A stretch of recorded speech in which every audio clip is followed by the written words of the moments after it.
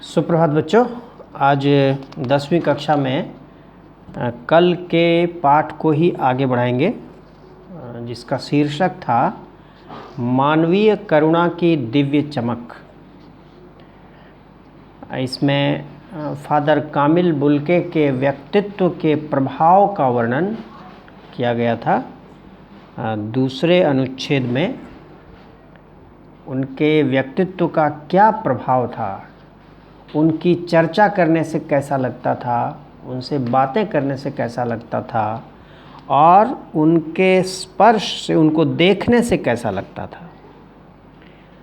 तो इसमें आपने देखा था कल कि उनको याद करने मात्र से कैसी अनुभूति होती थी, मानो हम उदास शांत संगीत सुन रहे हों, विचारों की गहराई में चले जाते हैं लोग। उनको याद करने के बाद विचारों की गहराई में हम चले जाते हैं।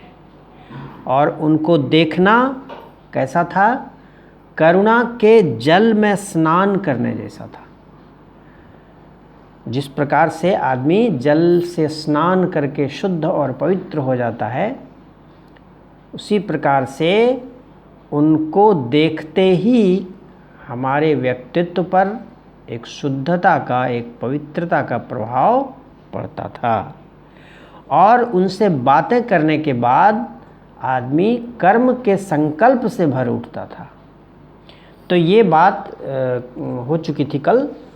इसमें ये फादर कामिल बुल्के के व्यक्तित्व का प्रभाव जो था उसका वर्णन था। ये बहुत महत्वपूर्ण पंक्ति है, उसको याद रखेंगे आप। आगे देखते हैं। मुझे परिमल के वे दिन याद आते हैं जब हम सब एक पारिवारिक रिश्ते में बंधे जैसे थे, जिसके बड़े फादर बुल्के थे। परिमल इन्वर्टेड कॉमा में दिया हुआ है, उद्धरण चिन्ह है। परिमल एक संस्था थी इलाहाबाद में, जो इलाहाबाद विश्वविद्यालय और उससे बाहर के भी लोग जो भी इलाहाबाद शहर के साहित्यिक रुचि संपन्न लोग थे, उनकी एक संस्था थी, एक साहित्यिक संस्था थी। वस्तुतः निराला के प्रसिद्ध काव्य संकलन का नाम है परिमल, और उसी से प्रेरणा लेते हुए 1944 ईस्वी में 10 दिसंबर 1944 में प्रयाग विश्वविद्यालय के साहित्यिक अभिरुचि रखने वाले कुछ उत्साही युवकों द्वारा परिमल समूह की स्थापना की गई थी। एक ग्रुप बना था साहित्यिक मिजाज के लोगों का, उसका नाम रखा गया था परिमल। और उस परिमल का काम क्या था? परिमल द्वारा अखिल भारतीय स्तर की गोष्ठियां आयोजित की जाती थीं, जिनमें कहानी, कविता, उपन्यास, नाटक आदि पर खुली आलोचना और उन्मुक्त बहस की जाती थी। परिमल का कार्यक्षेत्र इलाहाबाद था। जौनपुर, मुंबई, मथुरा, पटना, कटनी में भी इसकी शाखाएं रहीं। परिमल ने इलाहाबाद के साहित्य चिंतन के प्रति नए दृष्टिकोण का न केवल निर्माण किया था, बल्कि शहर के वातावरण को एक साहित्यिक संस्कार देने का प्रयास भी किया था। तो ये परिमल एक संस्था थी। परिमल के वे दिन याद आते हैं जब उस संस्था से जुड़े हुए थे फादर भी, सबसे बड़े भाई के रूप में। और ये सर्वेश्वर दयाल सक्सेना जो इस पाठ के लेखक हैं, ये और इसके साथ ही जो भी इनके साहित्यिक मित्र हुआ करते थे, वो संस्मरण उनको याद आ रहे हैं वे दिन परिमल के। हमारे हंसी मजाक में वह निर्लिप्त शामिल रहते, हमारी गोष्ठियों में वह गंभीर बहस करते, हमारी रचनाओं पर बेबाक राय और सुझाव देते, और हमारे घरों के किसी भी उत्सव और संस्कार में वह बड़े भाई और पुरोहित जैसे खड़े हो हमें अपने आशीषों से भर देते। मुझे अपना बच्चा और फादर का उसके मुख में पहली बार अन्न डालना याद आता है, और नीली आँखों की चमक में तैरता वात्सल्य भी, जैसे किसी ऊंचाई पर देवदारू की छाया में खड़े हों। किस प्रकार से फादर कामिल बुल्के लोगों से पारिवारिक रिश्ते भी बना लेते थे। वो गंभीरता के साथ उनसे जुड़ते थे, लोगों के दुख सुख में शरीक होते थे और पूरा तहे दिल से, दिल की गहराइयों से उन रिश्तों को वो निभाते भी थे। लेखक कहता है कि उनके बच्चे के जन्म और उसके अन्नप्राशन संस्कार एक होता है, जो पहली बार बालक के मुंह में अनाज डाला जाता है। हमारी भारतीय संस्कृति में वह भी एक प्रमुख संस्कार माना जाता है, उसको अन्नप्राशन बोलते हैं। तो उसमें फादर कामिल बुल्के ने आशीर्वाद दिया था, उसका भी वो दृश्य भी लेखक कहता है मुझे अच्छी तरह से याद है। ये कब याद हो रहा है? जब फादर कामिल बुल्के की मृत्यु हो चुकी थी। उनकी जो ये सांसारिक उनका जो देह है या डेड बॉडी जो है वह उसको दफनाया जाना था। उसी समय वो सारी चीज़ें उनके जीवन से संबंधित उनको याद आ रही है लेखक को। कहाँ से शुरू करें? इलाहाबाद की सड़कों पर फादर की साइकिल चलती दिख रही है। पहले साइकिल की सवारी ही बहुत प्रमुख सवारी होती थी, लोग साइकिल से ज़्यादा जाते आते थे। वह हमारे पास आकर रुकती है, मुस्कुराते हुए उतरते हैं। देखिए देखिए, मैंने उसे पढ़ लिया है और मैं कहना चाहता हूँ। उनको क्रोध में कभी नहीं देखा, आवेश में देखा है और ममता तथा प्यार में लबालब छलकता महसूस किया है। अक्सर उन्हें देखकर लगता था कि बेल्जियम में इंजीनियरिंग के अंतिम वर्ष में पहुंचकर उनके मन में सन्यासी बनने की इच्छा कैसे जाग गई, जबकि घर भरा पूरा था। 2 भाई, 1 बहन, माँ, पिता सभी थे। फादर कामिल बुल्के का जन्म बेल्जियम में हुआ था, रैम्स चैपल शहर में, और पढ़ने में मेधावी थे।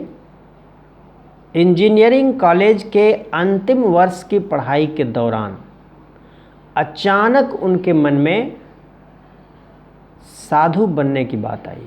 साधु मतलब जो धर्म को समर्पित व्यक्ति होते हैं सभी धर्मों में, तो वो ईसाई धर्म को मानने वाले थे।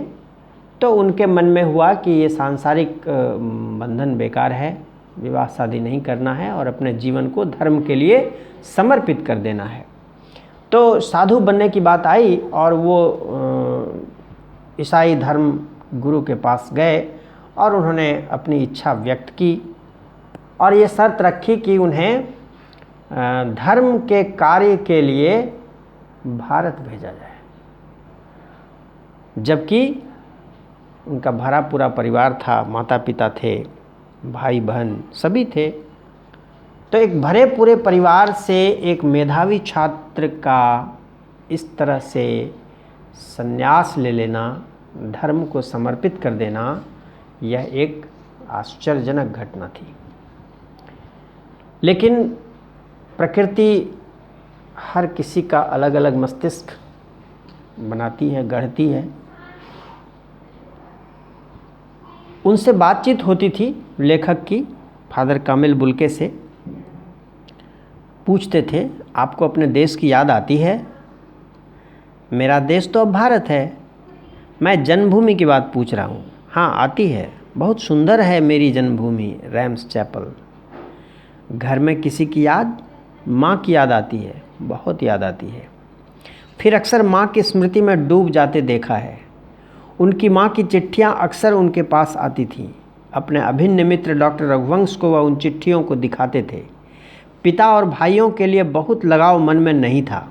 पिता व्यवसायी थे, एक भाई वहीं पादरी हो गया है, एक भाई काम करता है, उसका परिवार है। बहन सख्त और जिद्दी थी, बहुत देर से उसने शादी की। फादर को एक आध बार उसकी शादी की चिंता व्यक्त करते उन दिनों देखा था।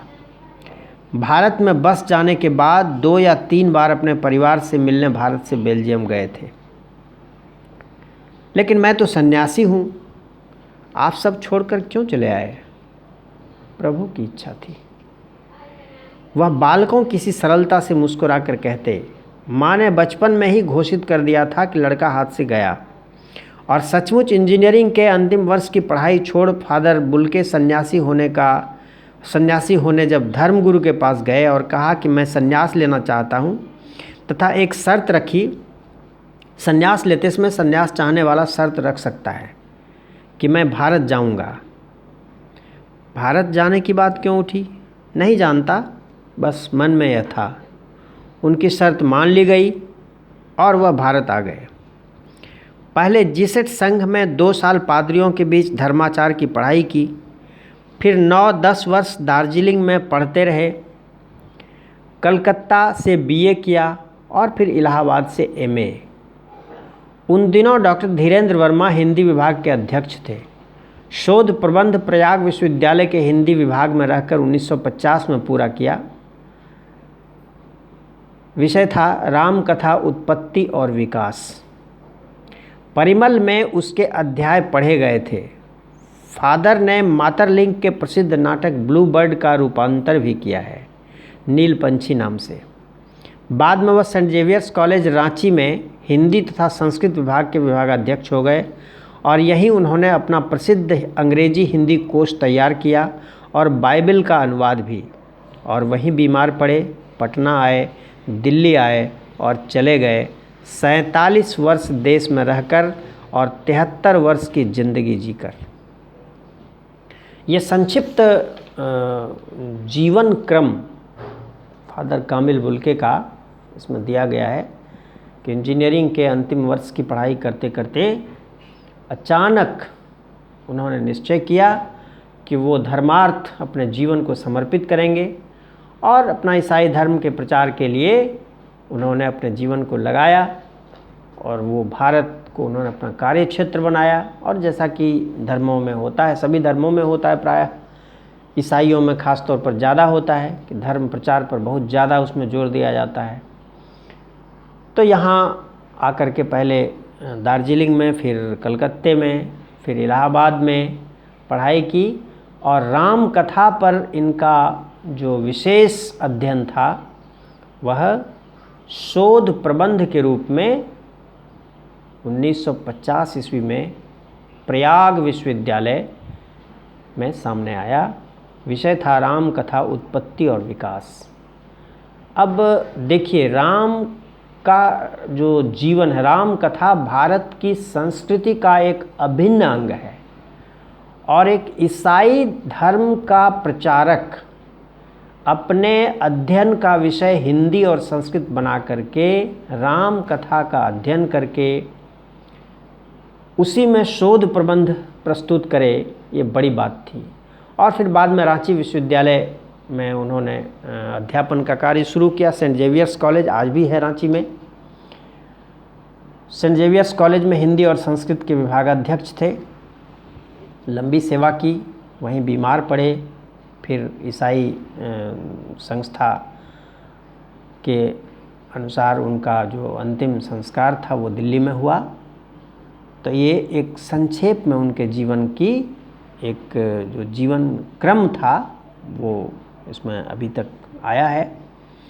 और आगे इसमें आप देखेंगे कि उनके व्यक्तित्व की क्या क्या विशेषताएं थी, उस पर आगे विशद चर्चा होगी। आज इतना ही रहने दीजिए। आपको इसमें लिखना है कि फादर कामिल बुल्के के जीवन क्रम को अपने शब्दों में लिखें। ठीक है, धन्यवाद।